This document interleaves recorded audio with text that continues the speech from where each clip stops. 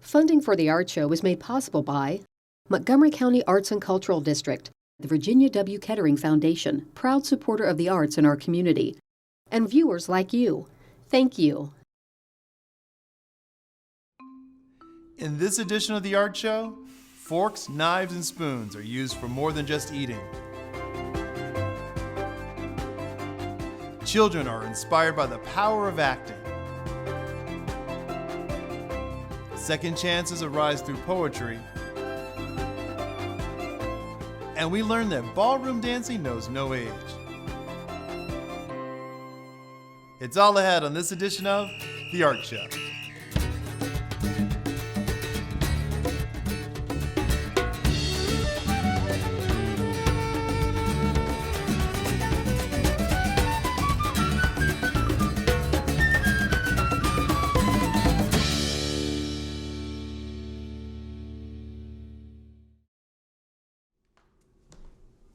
Hello, I'm Rodney Veal, and welcome to The Art Show, where each week we showcase local, regional, and national artists and arts organizations. Our first artist takes everyday kitchen utensils and creates fascinating sculptures based on the things he enjoys most: wildlife, welding, and humor. Discover how this artist didn't let life's hardships get in the way of his true passion. I have art in my background, but not like college or anything like that. When I was younger, I was into doing clay work. And then when we moved to Tulsa, Oklahoma, I went and saw a job that said Fine Arts Foundry. I did that for several years, and I was in charge of the metal shop in the foundry, and so I learned how to weld there. First, I saw John Kearney's work where he took bumper ends and welded them together and made animals that were large. We saw his work in Wichita, Kansas, 35 years ago. I was a teenager at the time, and I didn't know how to weld. I thought it was a great idea, but then I forgot about it, and one day I thought of it again. I told my wife, I said, I ought to buy some flatware and try that idea that I had 30 years ago. She said, yeah, so I went and did it. I made a dog. The first one he did was quite good. It's a little running dog. He said he ran like a freight train. He really had a knack right from the beginning for capturing the character of an animal.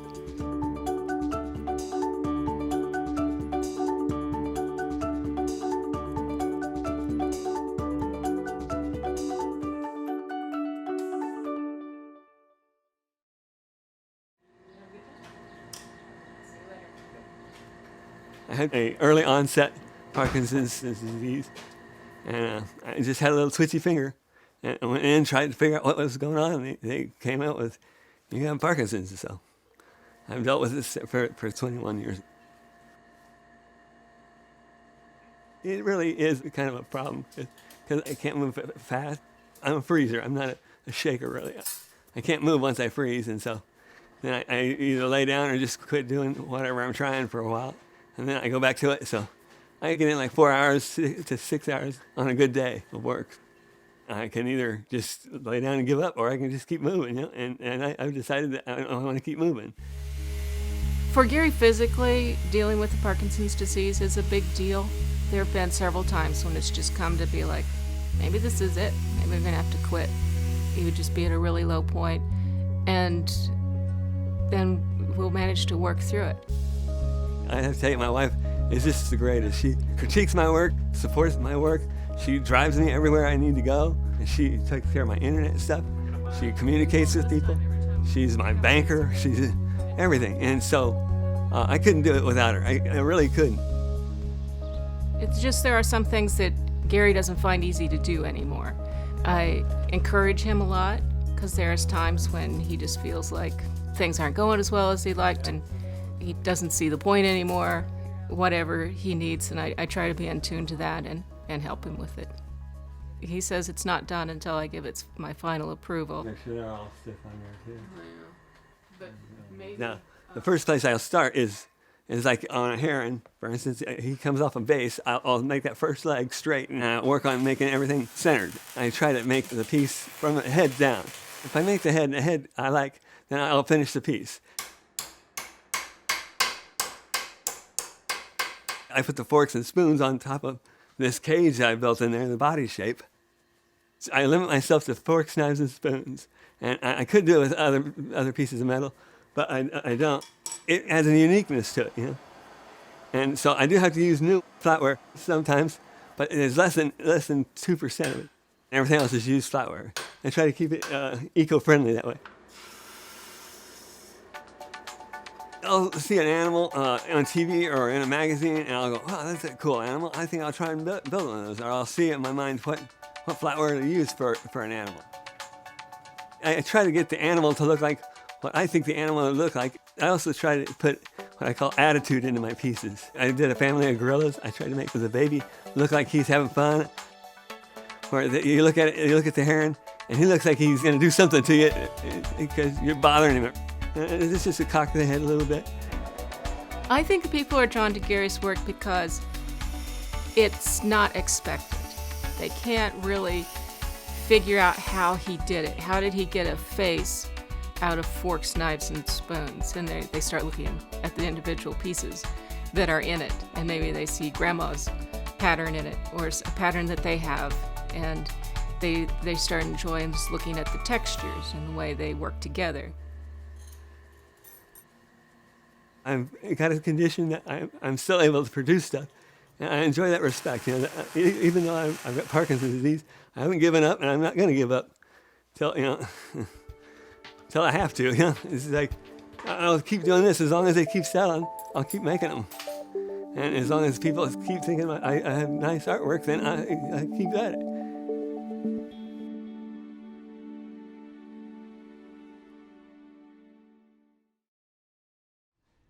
To learn more about Gary Hovey and see the fascinating creations made possible with flatware, visit thinktv.org and click on the Art Show.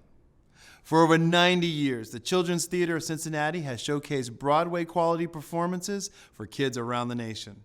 What better way to teach children about important life lessons than to entertain them through the magic of art? The history of the Children's Theater of Cincinnati is quite unique. It was started in 1924 by the Junior League. They came up with a concept to have theater for kids to go into different homes, different schools. It was a touring program, so they went to a lot of different theaters across the Cincinnati area. The Junior League actually started several children's theater companies, but the Cincinnati one is one of the oldest, and we've been around the longest. In 1947, we were incorporated as a company, and we separated from the Junior League at that time. In 1993, they hired their first artistic director, which was Jack Loiseau, and their first executive director of Susie Loiseau. And at that time, they saw a huge growth of the company, where they would see around 20,000 children. We now see around 150,000 kids a year between our Art Reach program, our main stage program at the Taft, as well as something that's newest, which is our Learning the Craft division. What a lot of people don't know is that the Children's Theater of Cincinnati is a working theater company for kids, not necessarily by kids. So most of our actors are professional actors from the greater Cincinnati area. These are Broadway quality shows. But I could show my prowess, be a lion, not a mouse, if I only had the noise. We show the kids what great theater really is. Many children have never been to the theater, especially the ones that come through our inner city schools, and this will be their first experience. So our impact on the kids when they come to that theater is very important, and it's a task we need to take seriously, and I think we do it really well. They have the opportunity to ask questions at the end of every show with the characters on stage as well as myself on stage about how things worked and, you know, how do you get on the stage and things like that. And by the time they leave there, we have made not only kids that have been entertained, but we've sparked curiosity about the stage, and we've also made our future theater goers. In order to create these future theater goers, the Children's Theater offers programs to inspire a passion for the craft. Art Reach is geared for touring shows into schools and public venues throughout the greater Cincinnati area, as well as around the United States. We've gone as far as Georgia and Wisconsin and places like that. What it is a boxed show. So we put everything in there, the sets, the costumes, the actors, the sound equipment. We perform for the kids within the schools or within the public venues like libraries and things like that. They're not just being entertained, but they are also being educated. So one of the things that's been a wonderful tool that the Children's Theater offers to school systems is we can help with programming for the teachers in their school. So say they have a program that's about healthy eating. We can bring a workshop in that will not only help the kids understand about healthy eating, but they do it through a very fun medium of the arts. And it's a wonderful opportunity for kids that aren't able to make it to the theater to have theater come to them.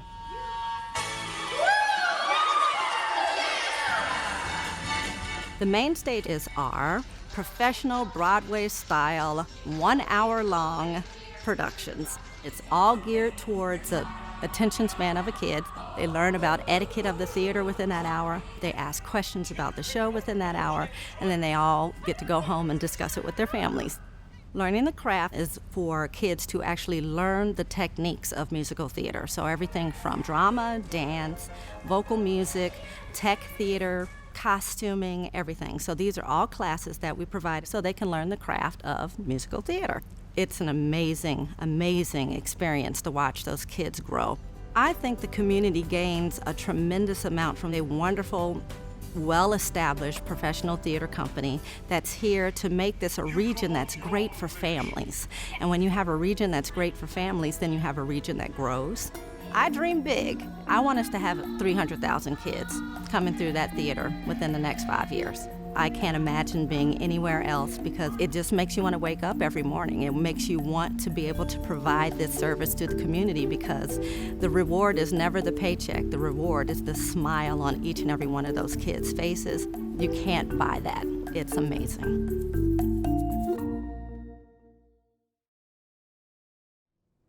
To learn more about the Children's Theater of Cincinnati, visit thinktv.org and click on the Art Show.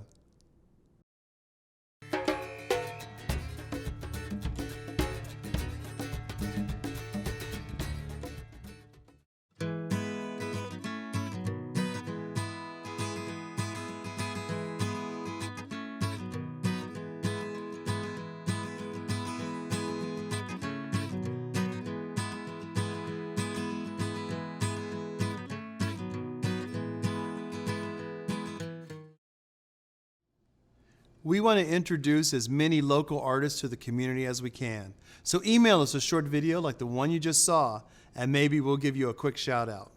It doesn't have to be professional. Just make sure you show us your studio and some examples of your work. Up next, we meet a young poet working with those who hope to get their lives back on track. By supplying his students with the tools to write, Carlos Contreras is having a real impact.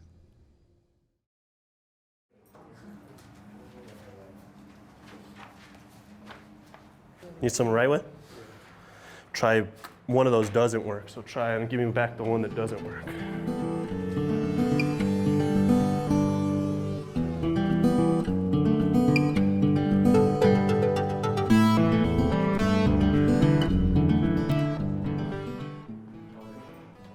Write about whatever you like. It doesn't have to be a poem.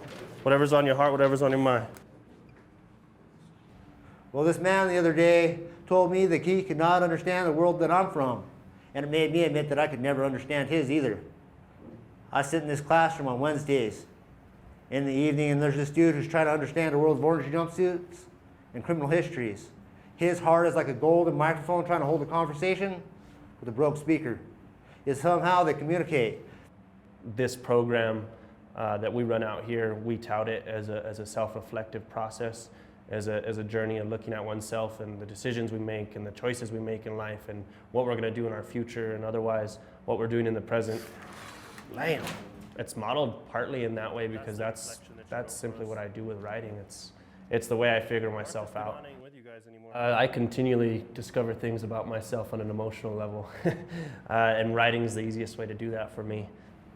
Now, as I look back and remember the past, riddled with painful memories of childhood laughs, just an act to overcome what was done in an attempt to play dumb, while at the same time trying to suppress the memories and screams that insisted on waking me from my childhood dreams. To be true to the art form, or as true, in my opinion, as true to the art form as possible, you have to realize that it's not about you. I write primarily about myself, and although that might sound weird sometimes, I write about understanding myself, and that makes me pretty vulnerable on stage most of the time, but The reaction to some of those pieces have been comfort on behalf of audience members that have heard them, and that has made me realize that it's not about me. It's totally about the experience of somebody else hearing what I have to say, not because they need to listen to me, but because hearing what I have to say might help them figure out something about themselves.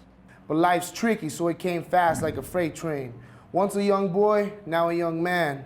I was living bad words, no censorship. I had a good life, but it slipped right through my fingertips.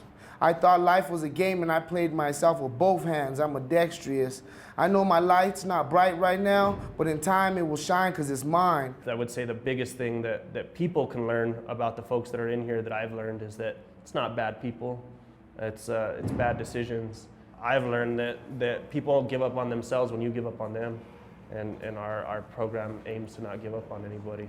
Holding people's ability to learn is dangerous. To put people back out on the street without any increased intellectual capacity, any increased capacity for being compassionate and caring, any capacity that doesn't allow them to be self-reflective, taking somebody in and turning them back out on the street, either in the same situation they were or in a diminished situation because you gave them no service while they were locked up, that's more dangerous to me.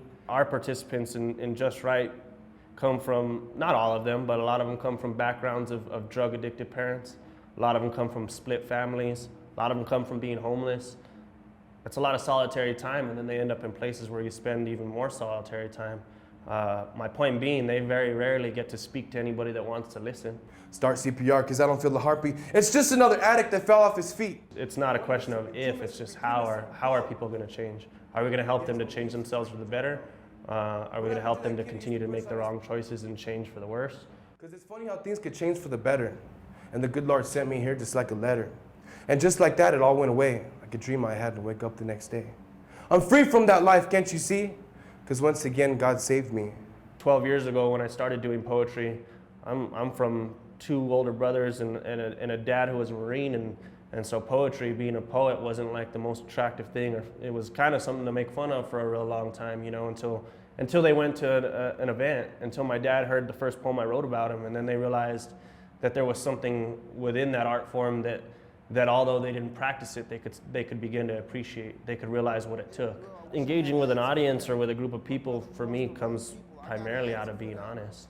You know, in my writing, it's simply who I am and what I do, and there are no punches pulled, and there's genuine honesty delivered. I need to focus on the better days, but the crimes they committed be depending on the weather change.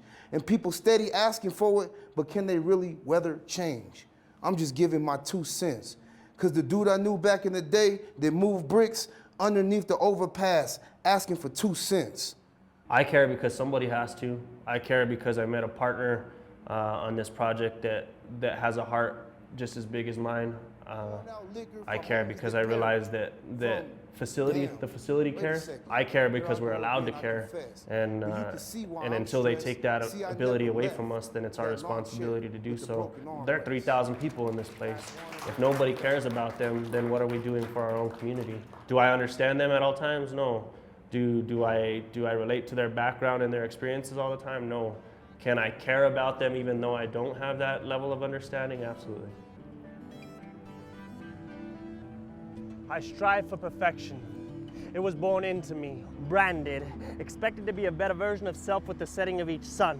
Each sun a different rendition of the same song. My melody, discordant though it may be, sings, because I do anything to be able to.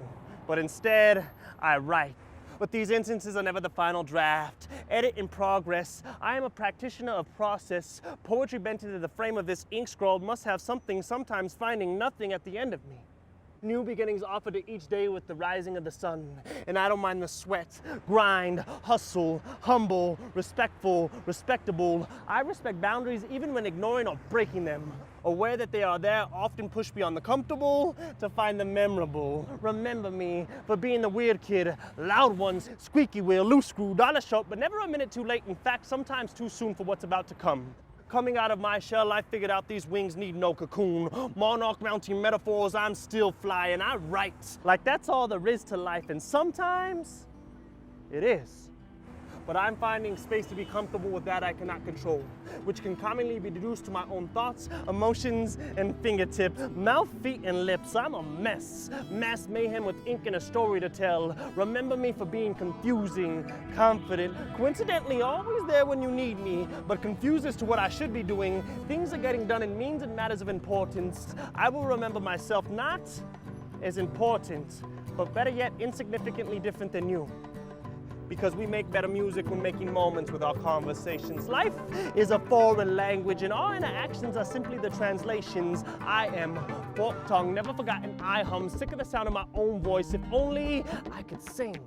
I'd Billie Holiday my way away from here.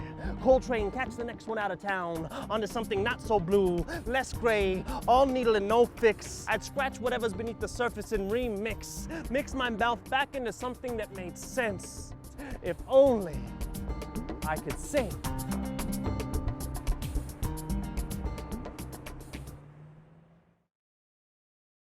We receive quite a few emails each week, so keep contacting us with your story ideas. Let us know what sets you apart from other artists. Send an email to theartshow@thinktv.org.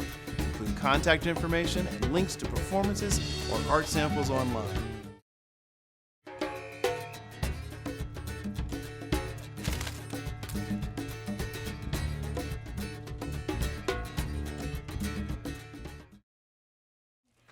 Hi, I'm Trish McKinney, and here's your artist tip for the week. When you're first starting out, it's normal to want to save money and be frugal. Don't. My recommendation is to buy professional grade paint. Whenever you can just save your money up, it's worth it. You'll use less paint. That's what a lot of people don't know. Finally, we head to the largest ballroom dance competition in the world, held in Columbus, Ohio. We get a behind-the-scenes look at the Ohio Star Ball, where senior competitors prove they still got it. Learn how dance can boost energy and offer a physical and mental challenge to dancers of all ages.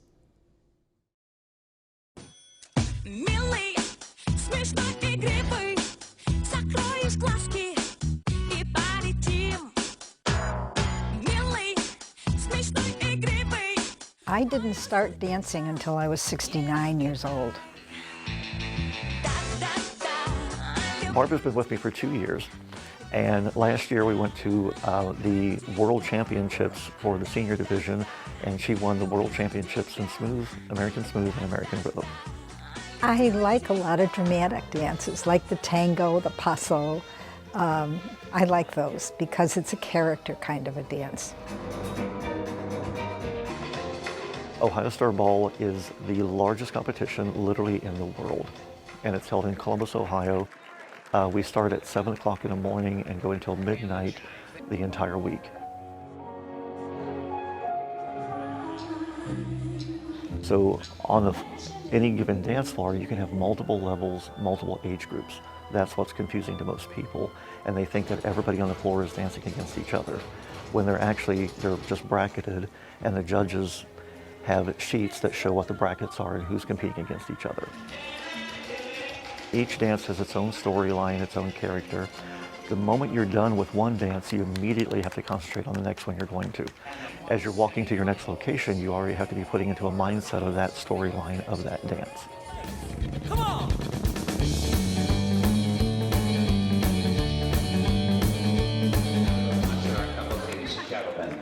I think it's a self-discipline thing. Mostly you're dancing against yourself. I'm very, very competitive against me. The number one thing judges look for is posture. A really good competitive dancer loves to work on technique. Technique is the one that's your quality control. So the better your technique is, the better your keeping motion, the better your understanding of how your feet move, then how your entire body moves. Oh, I love dress up. Just love dress up. Didn't do it much as a kid, but I can do it now as an adult, and I love it. Dancing is 50% dancing and 50% fashion show. The gowns are fascinating, and it's really hard to walk through the vendors and not try on some dresses.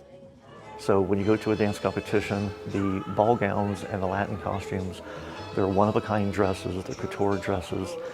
They range anywhere from $1,500 to $5,000,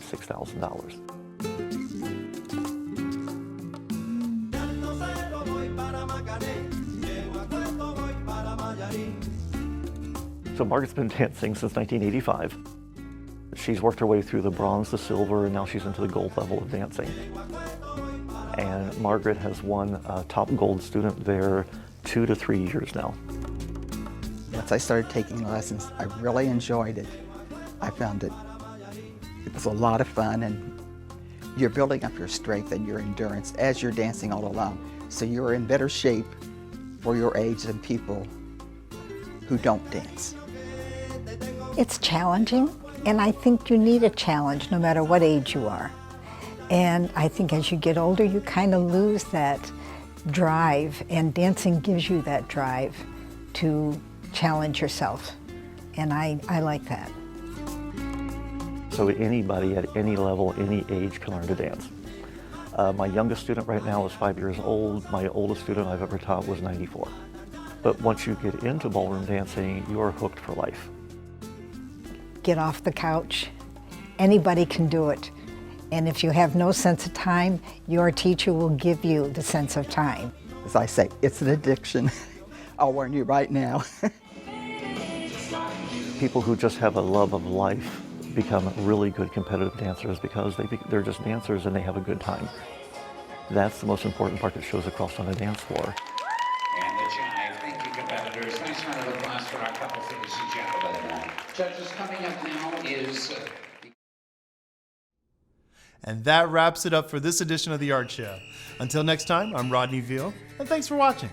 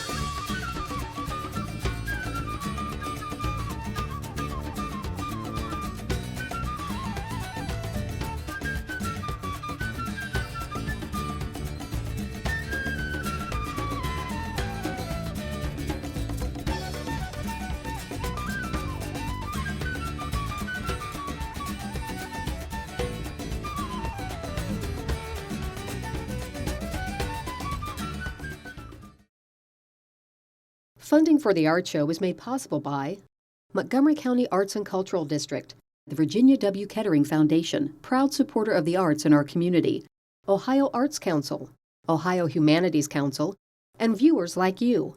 Thank you.